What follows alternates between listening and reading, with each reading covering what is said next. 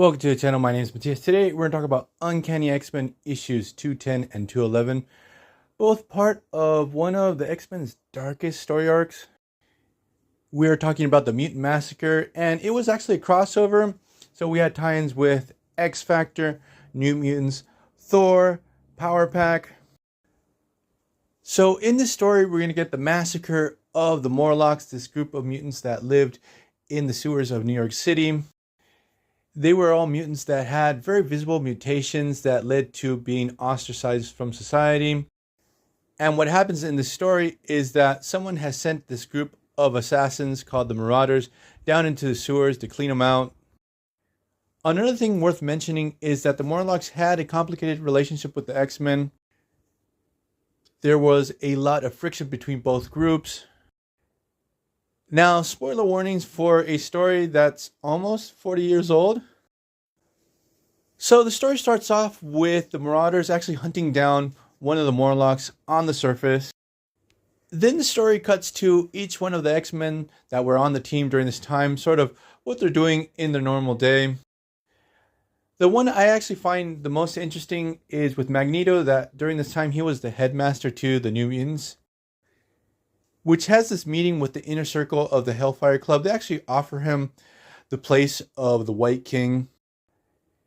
And here we have this pretty interesting situation with Magneto. He doesn't know what to do, because the Hellfire Club have been enemies of the X-Men for a real long time, but the power and influence of becoming the White King is enticing to Magneto.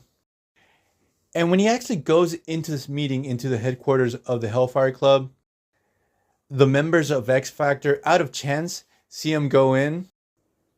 So this is going to be a big motive of tension further down the line. Also, being part of the Hellfire Club will sort of lead to Magneto leaving the New Mutants also further down the line. So in issue 211, we have the Marauders finding their way into the sewers, and they waste no time. They start killing Morlocks left and right. The story is pretty brutal.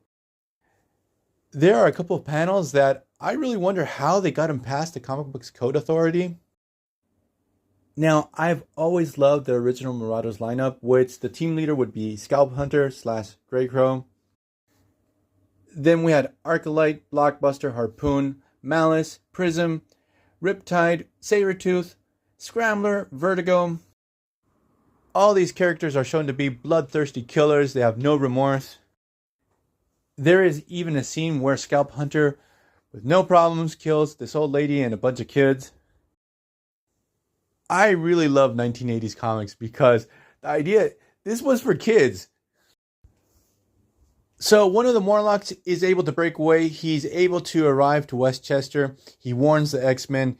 He dies on the spot once he does. So immediately what happens is the X-Men are able to teleport, thanks to magic, into the sewers. They are immediately attacked by the Marauders. So obviously we have a battle between both teams, and right off the bat, Nightcrawler almost gets killed.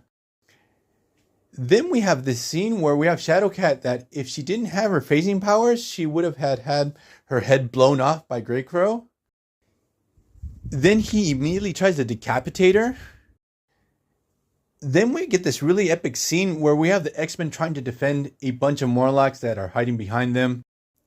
And we have Harpoon and Riptide just throwing everything that they got at the Morlocks. A ton of those Morlocks almost die. Scrambler almost kills Rogue. And then we get one of the first oh my god moments back when I was a kid, seeing Colossus just totally lose it. And he straight up kills Riptide on the spot.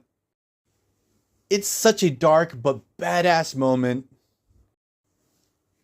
So I'm leaving this video here. I hope you guys liked it. See you guys next time. Bye.